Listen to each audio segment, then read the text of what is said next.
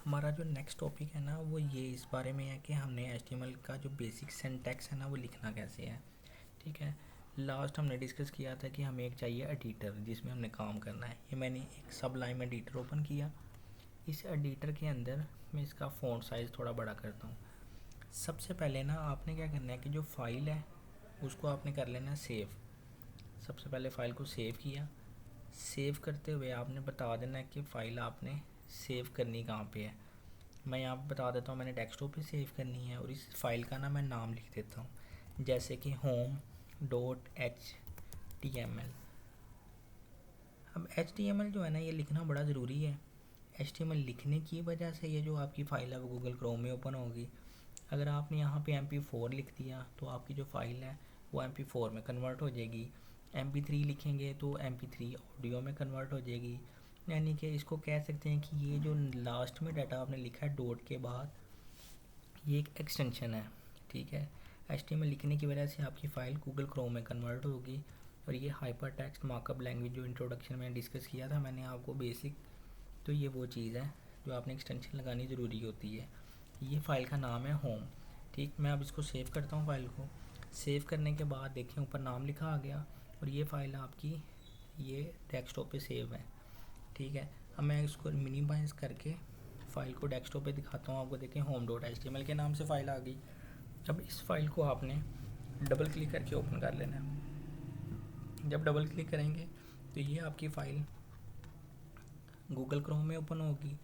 वो इसलिए क्योंकि आपने इसको डिफ़ॉल्ट सेट किया है।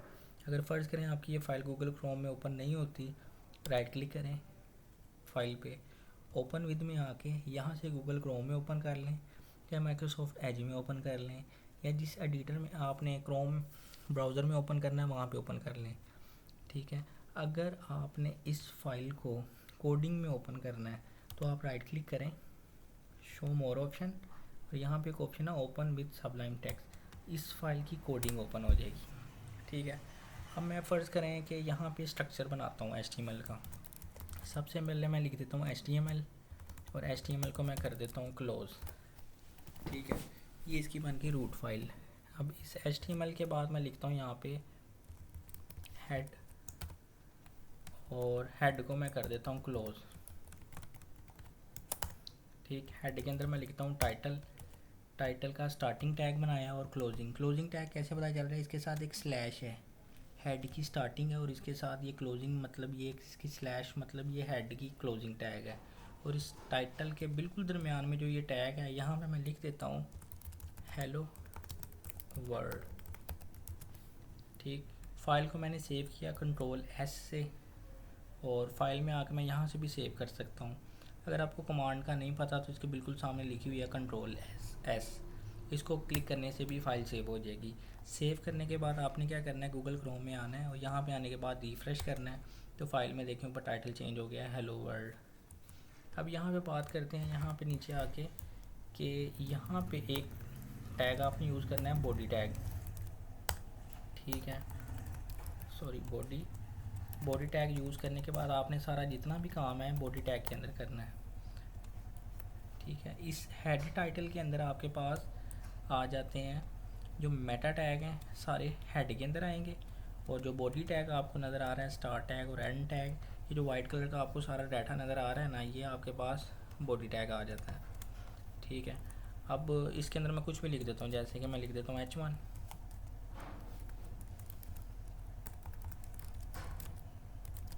जेन्युइन टैग लिखता हूँ, फाइल सेव की, ये डाटा नज़र आ गया।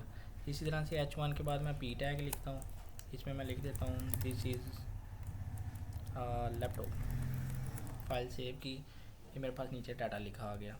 ठीक है। ये इसका बेसिक सिंटैक्स है, फ़ाइल को कैसे सेव करते हैं और सेव करने के बाद इसको चलाते कैसे हैं।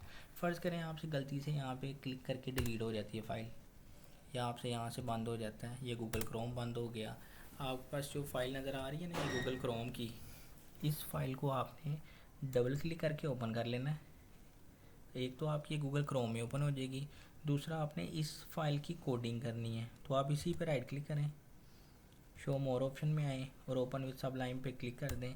आपकी यही फ़ाइल एडिटर में ओपन हो जाएगी जिसमें आपने इसकी कोडिंग करनी है। ठीक है। नेक्स्ट लेक्चर में आपको मैं इसकी फॉर्मेटिंग टैग वगैरह समझाता हूँ, जिसमें अलाइन यूज़ कैसे करते हैं, इसमें ब्रेक टैग कैसे यूज़ करते हैं, कलर, साइज़, इस तरह की चीज़ें मैं डिस्कस करूँगा। यानी कि इस फाइल को थोड़ा सा ना मैं एडवांस लेवल बनाऊँगा। ठीक है, शुक्रिया जी, अल्लाह हाफिज़।